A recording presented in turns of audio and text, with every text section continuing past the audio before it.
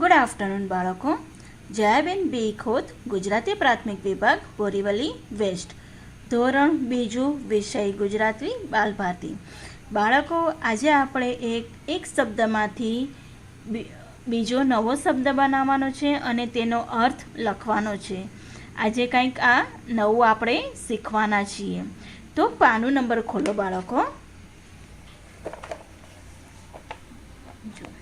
પાનું નંબર છે 52. પાનો નંબર 52. 52માં પાના પર છે ઉપક્રમ 6. ઉપક્રમ 6માં પહેલો અક્ષર કાઢી નવો શબ્દ બનાવી તેનો અર્થ લખ.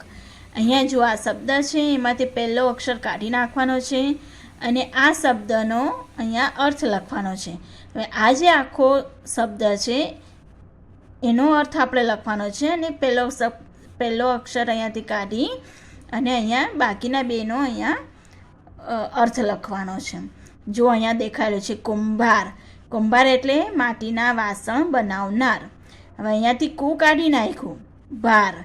ભાર એટલે વજન. ચલો આગળ. સૂરજ. સૂરજ એટલે સૂરજ દેવતા છે. સૂરજ દેવતા છે. હવે એમાંથી શું કાઢી નાખ્યું? રજ. રજ એટલે માટી. રજ એટલે માટી. હવે અહીંયા શું છે? લુહાર. લુહાર એટલે લોખંડની વસ્તુ બનાવે. લુહાર એટલે લોખંડની વસ્તુ બનાવનાર.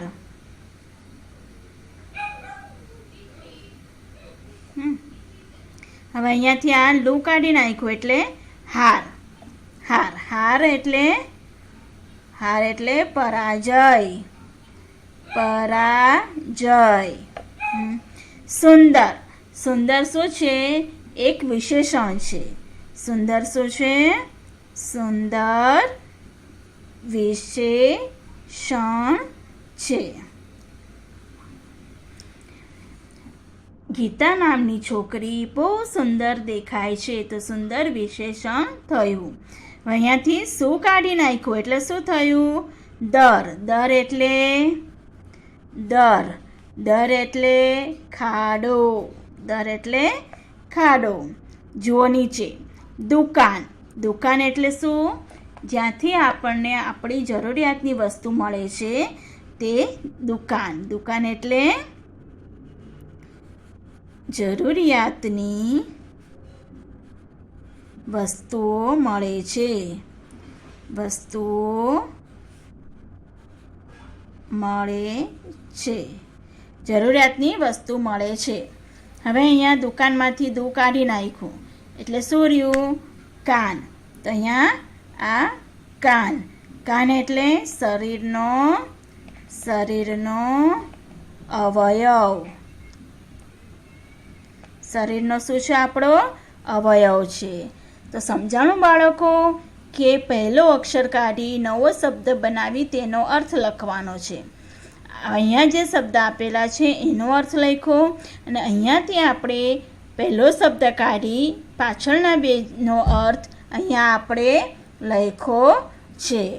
તો આ વિડીયો તમે જરૂરથી જોજો એટલે તમને સમજાશે કે કેવી રીતના નવો શબ્દ અને એનો અર્થ નીકળે છે. Thank you.